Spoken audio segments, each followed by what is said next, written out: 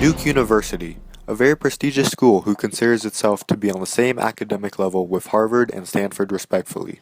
The school attracts top students from all across the nation and is located in Durham, North Carolina, a city completely separated and nothing like Duke, with racial tensions and considered a second-class city in North Carolina.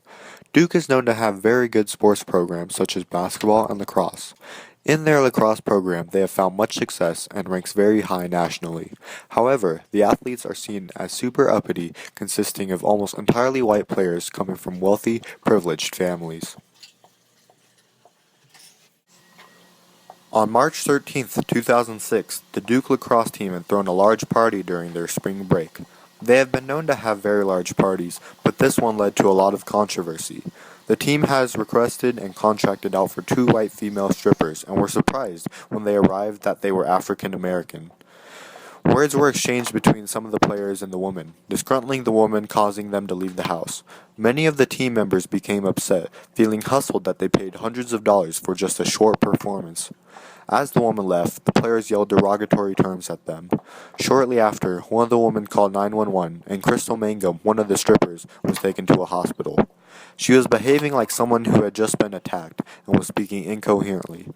At the hospital, she was later asked if she was a victim of a sexual assault. She said yes.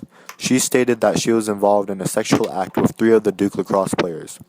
This accusation rapidly became a large issue involving race, class, and the city of Durham versus the university.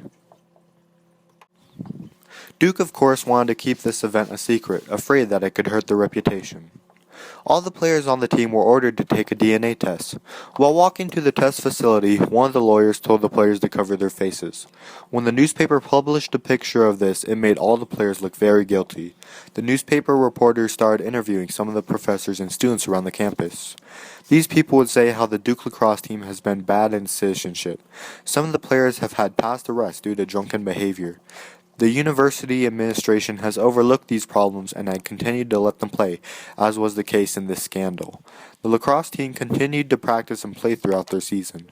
This upset many of the students in the university, knowing that these athletes still have their varsity letters and scholarships, and acting as it was not a big deal. This started out as a small case involving the local community of Durham. But this case had everything that was happening in the real world at that time.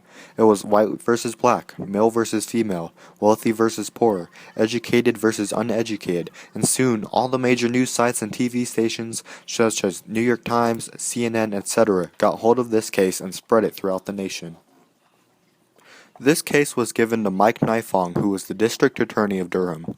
He had not been the district attorney for too long and felt very strongly about this case. He was clearly against the Duke lacrosse players, feeling they have been uncooperative and was certain that they had committed the sexual act. Mr. Nifong made many public statements and was constantly on the news, vowing he would get to the bottom of this investigation. Riots and protests sprang up on the Duke campus against the lacrosse team. Public opinion was against the team and people believed that the players were guilty, especially in the black community, even though the DNA results were not in yet. This led the university to take action, temporarily suspending the team, causing them to forfeit a couple games. 23 days after the party, one of the players of the lacrosse team jokingly sent out an email to the rest of the team referencing the movie American Psycho, saying, "Tomorrow night after tonight's show, I've decided to have some strippers over. All are welcome. However, there will be no nudity. I plan on killing them as soon as they walk in and proceeding to cut their skin off." This created an uproar, especially when the news media got hold of the email. Even when they eventually realized it was a quote from a movie, the damage was done. For many people, this changed their opinion of the lacrosse team from innocent to guilty. The university was forced to take further actions. The player who wrote the note was suspended, the lacrosse coach who had been very supportive of the players was forced to resign, and the rest of the lacrosse season was canceled. Mike Nifong was now running for re-election for district attorney. He continued to tell the public that he has the evidence and will stay on the case.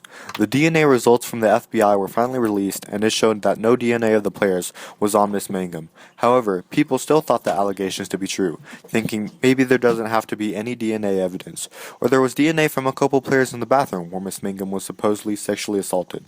Mr. Nifong then showed Crystal Mangum a lineup of pictures of only the lacrosse players and asked her to pick out who assaulted her. She pointed to two of the players, and when asked if she was sure, she proclaimed she was 100% sure. Since she said there were 3 attackers, the DA also hired a private DNA lab to do the same test to see if he could find another player who was guilty. The DNA testing provided a match for a third player, who was then charged with sexual assault. This player, Dave Evans, was the captain of the team. He gave an impassioned speech to the public professing his innocence and declaring his teammates, Colin Finnerty and Reed Seligman, innocent as well. He said the accusations were a result of fantastic lies and that he had fully cooperated with the police in their investigations. His words changed some people's minds, showing that the Duke lacrosse team was not just a bunch of jocks and racists, but regular people. The lawyers for the 3 accused players have banded together to prove their client's innocence. From the 3 accused players and Crystal's cell phone records, they were able to reconstruct a timeline of what each person was doing during that fateful night. They then realized that there was no possible point in time where these people could have come together to commit the sexual act. The attorneys also demanded to see the DNA evidence from the private lab and took time on trying to read what the data from the DNA lab says. One of the lawyers spent days analyzing the data and found out that there were many inconsistencies and that the samples may have been contaminated by the researchers' own DNA. At the preliminary trial hearing, the owner of the DNA lab admitted that some of the evidence was withheld at Mr. Nifong's request. Mr. Nifong has withheld the data because he wanted the lacrosse players to be convicted and to prove his case. The charges were dropped against the players and Mike Nifong was arrested. He was subsequently disbarred and convicted of contempt. The North Carolina Attorney General later announced that all 3 accused players are innocent and that the public has been too hasty to rush to judgment.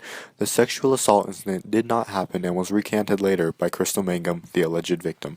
Although no one really knows what really happened at that house that night, but we are pretty sure something immoral did occur.